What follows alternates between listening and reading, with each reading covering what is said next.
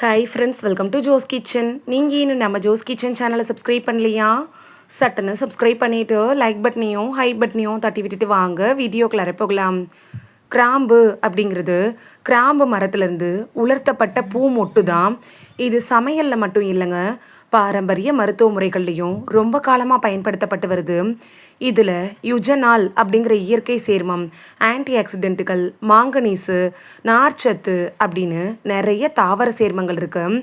கிராம்பு தண்ணி குடிக்கிறதுனால நமக்கு கிடைக்கக்கூடிய ஆரோக்கிய நன்மைகள் என்னென்ன, யாரெல்லாம் குடிக்கலாம், யாரெல்லாம் தவிர்க்கணும், எந்த அளவுக்கு குடிக்கணும் அப்படின்னு எல்லாத்த பற்றியும் தெளிவாக இந்த ஒரு வீடியோவில் பார்க்க போகிறோம். இந்த வீடியோ உங்களோட ஹெல்த்தையே சேஞ்ச் பண்ணலாம். ஸோ வீடியோவை ஸ்கிப் பண்ணாமல் பாருங்கள் ஃப்ரெண்ட்ஸ். உங்களுக்கு கிராம்பு தண்ணி பிடிக்கும் அப்படின்னா ரெட் ஹார்ட் கமெண்ட் பண்ணுங்கள். ஃபர்ஸ்ட்டு, கிராம்பு சாப்பிட்றதுனாலையும் கிராம்பு தண்ணி குடிக்கிறதுனாலையும் நமக்கு கிடைக்கக்கூடிய ஆரோக்கிய நன்மைகளை தெளிவாக பார்த்துட்டு வந்துடலாமா? நோய் எதிர்ப்பு சக்தியை அதிகரிக்க செய்கிறதுல கிராம்பு தண்ணி எப்படி பயன்படுது அப்படின்னு பார்க்கலாமா? கிராம்பில் இருக்கக்கூடிய சில இயற்கை சேர்மங்கள் என்ன பண்ணுன்னா, பாக்டீரியா, பூஞ்சை, நுண்ணுயிரிகளுக்கு எதிராக போராடுறதுக்கு உதவியாக இருக்கும். மோஸ்ட்லி யாருக்கெல்லாம் நோய் எதிர்ப்பு மண்டலம் ரொம்ப வலிமை இழந்து பலவீனமாக இருக்கோ அவங்கள தான் வெளியிலேருந்து வரக்கூடிய வைரஸ், பாக்டீரியாக்கள்லாம் தாக்க ஆரம்பிக்கும். இதன் காரணமாக தான் பருவ காலத்தில் சளி, காய்ச்சல் இது மாதிரியான பிரச்சனைகள் அவங்கள ஈஸியாக அட்டாக் பண்ணிடும். நோய் எதிர்ப்பு மண்டலம் வலுவாக்குறதுக்கு கிராம்பு தண்ணி எடுத்துக்கிறது உங்களுக்கு ரொம்பவே யூஸ்ஃபுல்லாக இருக்கும். உங்களுக்கு எவ்வளவுதான் சொத்து இருந்தாலும் நோய் எதிர்ப்பு மண்டலம் வலுவாக இல்லைன்னு வச்சுக்கோங்களேன், நோய்கள் உங்களை அட்டாக் ஆரம்பிச்சிடும். அதுக்கப்புறம் நீங்கள் நிம்மதி இல்லாமல் தான் வாழணும். அப்படிப்பட்ட நோய் எதிர்ப்பு மண்டலத்தை வலுப்படுத்துறதுக்கு கிராம்பு தண்ணியை மட்டும் நீங்கள் எடுத்துக்கிறதே உங்களுக்கு போதுமானதாக இருக்கும். நல்ல செரிமானத்துக்கு கிராம்பு தண்ணி எப்படி பயன்படுது அப்படின்னு பார்க்கலாமா? சிலருக்கெல்லாம் எது சாப்பிட்டாலும் சீக்கிரத்தில் செரிக்காது, வயிறு உப்புசம், வாயு தொல்லை, அஜீரணம், மலச்சிக்கல் இது மாதிரியான பிரச்சனைகள்லாம் இருக்கும். அப்படிப்பட்டவங்களாம் இந்த கிராம்பு தண்ணியை குடிக்கிறது உங்களுக்கு ரொம்பவே பலனுள்ளதாக இருக்கும்.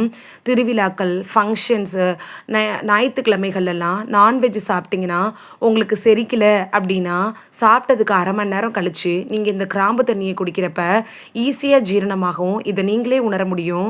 இது ஒரு சிறந்த வீட்டு வைத்தியங்க. சளி, இருமல் இதெல்லாம் ஓட ஓட விரட்டுறதுல கிராம்பு தண்ணி எப்படி பயன்படுது அப்படின்னு பார்க்கலாமா?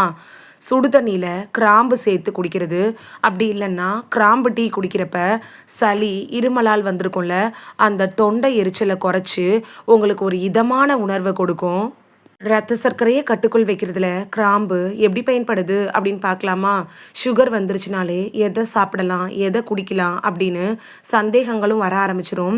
அப்படிப்பட்டவங்களுக்கெல்லாம் கிராம்பு தண்ணி ரத்த சர்க்கரை அளவு திடீர்னு உயராமல் தடுத்து கட்டுக்குள் வைக்கிறதுக்கு உதவியாக இருக்கும். இருந்தாலும் இந்த கிராம்பு தண்ணிங்கிறது மருந்துக்கு மாற்று இல்லைங்க. டாக்டர் உங்களுக்கு ரெக்கமெண்ட் பண்ணியிருப்பாங்கல்ல, அந்த டேப்லெட்ஸ் எடுத்துக்கணும். அதோடையே நீங்கள் கிராம்பு தண்ணி எடுத்துக்கிறப்ப ரத்த சர்க்கரையை கட்டுக்குள் வைக்கிறதுக்கு உதவியாக இருக்கும். நீங்கள் டாக்டர்கிட்ட ஒரு தடவை கன்சல்ட் பண்ணிவிட்டு அதுக்கப்புறமா கிராம்பு தண்ணி எடுத்துக்கிறதே நல்லது. ஏன்னு பார்த்தோன்னா உங்களோட சுகர் லெவல் எவ்வளவு இருக்குது, உங்களோட சுகர் லெவலுக்கு நீங்கள் கிராம்பு தண்ணி எடுத்துக்கலாமா அப்படின்னு அவங்களுக்கு தான் தெளிவாக தெரியும். அதுக்காக தான் இப்படி சொல்கிறது. பற்கள், ஈறுகளோட ஆரோக்கியத்தை மேம்படுத்துறதுல கிராம்பு தண்ணி எப்படி பயன்படுது அப்படின்னு பார்க்கலாமா? பல்வலிக்கு ஒரு நிவாரணம் கொடுக்கணும் அப்படின்னா கிராம்பு தண்ணி எடுத்துக்கிறது உங்களுக்கு ரொம்பவே யூஸ்ஃபுல்லாக இருக்கும். ஈறுகளில் வரும்ல அந்த அலர்ஜியை குறைக்கிறதுக்கு கூட கிராம்பு தண்ணி உதவும். சிலருக்கெல்லாம் வாய் துர்நாற்றம் அப்படிங்கிறது மிகப்பெரிய பிரச்சனையாக இருக்கும். அதனால யார்கிட்டையும் பேசுகிறத கூட அவாய்ட் பண்ணிடுவாங்க. அவங்களோட கான்ஃபிடென்ட் லெவலையே அது ரெடியூஸ் பண்ண ஆரம்பிக்கும். அப்படிப்பட்டவங்களாம் கிராம்பு தண்ணியை நீங்கள் குடிக்கிறப்ப வாய் துர்நாற்ற பிரச்சனையிலேருந்து விடுபடலாம். நம்ம உடம்புக்கு தேவையான ஆன்டி ஆக்சிடென்ட்டுகளை தரதுல கிராம்பு தண்ணி எப்படி பயன்படுது அப்படின்னு பார்க்கலாம். கிராம்பு தண்ணி இருக்குல்ல, அது உடலில் உருவாகக்கூடிய ஃப்ரீ ரேடிக்கலை கட்டுப்படுத்த உதவுது. இதனால என்ன ஆகும்னா செல்களோட சேதம்லாம் குறைய ஆரம்பிக்கும். ரொம்ப காலம் ஆரோக்கியமாகவும் மகிழ்ச்சியாகவும் வாழ்கிறதுக்கு உதவியாக இருக்கும். உங்களோட உடம்புல ஆன்டி ஆக்சிடென்ட் இயற்கையான முறையில் கிடைக்கணும் அப்படின்னு நினச்சிங்கன்னா, அதுவும் சக்தி வாய்ந்த ஆன்டி ஆக்சிடென்ட்டாக கிடைக்கணும்னு நினச்சிங்கன்னா கிராம்பு தண்ணி எடுத்துக்கிறது உங்களுக்கு ரொம்பவே யூஸ்ஃபுல்லாக இருக்கும். இதை எதான் ஆரோக்கியமாக வச்சுருக்கிறதுல கிராம்பு தண்ணி எப்படி பயன்படுது அப்படின்னு பார்க்கலாமா? இந்த கிராம்பு தண்ணியில் இருக்கக்கூடிய பொட்டாசியம் இருக்குல்ல, இது ரத்த அழுத்தத்தை கட்டுக்குள் வைக்கிறதுக்கு உதவுது. அதனால இதயத்தையும் ஆரோக்கியமாக வச்சுருக்கலாம். அந்த காலத்துலலாம் வயசு அதிகரிப்பின் காரணமாக வயதானவங்களுக்கு தான் இதயம் சம்மந்தப்பட்ட நோய்கள்லாம் வந்துட்டு இருந்துச்சு. இப்போல்லாம் junk foods, oil deep fry பண்ண ஃபுட்ஸ் எல்லாம் கொடுக்கறதுனால சின்ன வயசுலேயே இதய நோய் வருது. நிறைய மரணத்துக்கு காரணமும் இந்த இதய நோய்களாக இருக்குது. அப்படிப்பட்ட இதய நோய் வராமல் தடுத்து இதயத்தை பாதுகாக்கிறதுக்கு கிராம்பு தண்ணி எடுத்துக்கிறது உங்களுக்கு ரொம்பவே யூஸ்ஃபுல்லாக இருக்கும். கல்லீரலோட ஆரோக்கியத்தை மேம்படுத்துறதுல கிராம்பு தண்ணி எப்படி பயன்படுது அப்படின்னு பார்க்கலாமா? நம்ம உடம்புல இருக்கக்கூடிய உறுப்புகள்லேயே மிகவும் முக்கியமான உறுப்பு அப்படின்னா கல்லீரலை சொல்லலாம். நிறைய ஜங்க் ஃபுட்ஸு, ஆயிலில் ஃப்ரை பண்ண ஃபுட்ஸ் எல்லாம் நீங்கள் எடுத்துக்கிறப்ப கல்லீரலில் நச்சுக்கள், கொழுப்புகள், அதாவது கெட்ட கொழுப்புக்கள்லாம் படிய ஆரம்பிக்கும். அதனால தான் ஃபேட்டி லிவர் இது மாதிரியான பிரச்சனைகள் வர ஆரம்பிச்சிடும். கல்லீரல் பாதிக்கப்பட்டுருச்சுன்னா மஞ்சள் காமாலை மாதிரியான பிரச்சனைகள் வர்றதுக்கான வாய்ப்புகள் இருக்குது.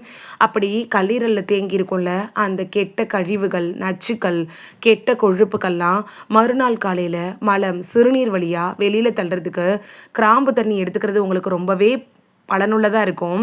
கல்லீரலோட ஆரோக்கியத்துக்கு ஒரு சிறந்த டீடாக்ஸ் ட்ரிங்க் அப்படின்னாலும் நீங்கள் கிராம்பு தண்ணி எடுத்துக்கலாம். எலும்புகளோட ஆரோக்கியத்தை மேம்படுத்துறதுலையும் அலர்ஜியை குறைக்கிறதுலையும் கிராம்பு தண்ணி எப்படி பயன்படுது அப்படின்னு பார்க்கலாமா? கிராம்பில் மாங்கனீஸ் இருக்கிறதுனால எலும்போட வளர்ச்சிக்கும் அதை பராமரிக்கிறதுக்கும் கூட உதவியாக இருக்கும். அது மட்டும் இல்லாமல் யுஜனால் அப்படிங்கிற இயற்கை சேர்மம் கிராம்பில் இருக்குது.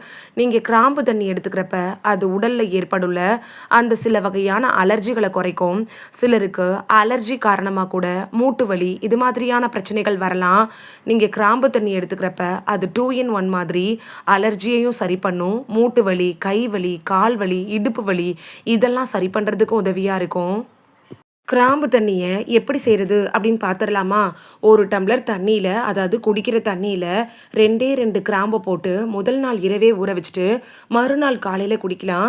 இந்த மெத்தட் உங்களுக்கு பிடிக்கல அப்படின்னா 1.5 டம்ளர் தண்ணி ஊற்றி அதில் 2 கிராம்பு போட்டு 1 டம்ளராக அது வற்றி வந்திருக்கணும். அதே டைமில் தண்ணியோட கலரும் சேஞ்ச் ஆகிருக்கணும். அந்த டைமில் அடுப்பை ஆஃப் பண்ணிவிட்டு நீங்கள் வடிகட்டிட்டு தேவைப்பட்டுச்சுன்னா சுவைக்கு தேன் சேர்த்து வெது வெதுப்பான சூட்டில் கூட குடிக்கலாம்.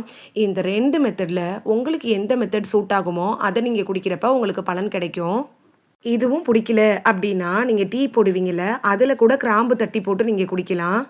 இந்த வீடியோவில் கிராம்பு தண்ணி குடிக்கிறதுனால நமக்கு கிடைக்கக்கூடிய ஆரோக்கிய நன்மைகள் பற்றி தான் பார்த்தோம். நாள்பட்ட நோய்களுக்காக ட்ரீட்மெண்ட் எடுத்துகிட்டு இருக்கிறவங்க மட்டும் டாக்டர்கிட்ட அட்வைஸ் வாங்கிட்டு அதுக்கப்புறமா கிராம்பு தண்ணி எடுத்துக்கிறது நல்லது. கிராம்பு தண்ணி அப்படிங்கிறது எவ்வளவு நல்லது அப்படிங்கிறத பார்த்துருக்கோம். யாரெல்லாம் குடிக்கக்கூடாது அப்படிங்கிறதையும் பார்த்துருக்கோம். எப்படி கிராம்பு தண்ணி தயாரிக்கணும் அப்படிங்கிறத பற்றின தெளிவான விளக்கத்தையும் பார்த்துருக்கோம். இது உங்களுக்கு ரொம்ப யூஸ்ஃபுல்லாக இருந்திருக்கும் அப்படின்னு நம்புகிறேன். உங்களுக்கு கிராம்பு தண்ணி பிடிக்கும் அப்படின்னா ரெட் ஹார்ட் கமெண்ட் பண்ணுங்கள். இந்த வீடியோ உங்களுக்கு பிடிச்சிருந்துச்சுன்னா லைக் பட்டனையும் ஹை பட்டனையும் தட்டி விடுங்க.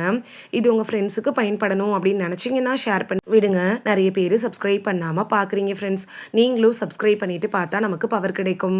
நீங்கள் சப்ஸ்கிரைப் பண்ணிவிட்டு பார்க்குறது இது மாதிரியான வீடியோக்கள் தொடர்ந்து போடுறதுக்கு எங்களை மோட்டிவேட் செய்கிற விதமாக அமையும் ஃப்ரெண்ட்ஸ். சப்ஸ்கிரைப் பண்ணுறதோட மட்டும் இல்லாமல் பக்கத்தில் இருக்க பெல் ஐக்கானை கிளிக் பண்ணி ஆளுங்கிற ஆப்ஷனை கிளிக் பண்ணி வச்சிட்டிங்கன்னா நாங்கள் வீடியோ போட்ட உடனே நோட்டிஃபிகேஷன் உங்கள் செல்ஃபோனை வந்தடையும். நாளைக்கு வேறொரு ஆரோக்கியமான பதிவில் சந்திக்கலாம். Thank you, by.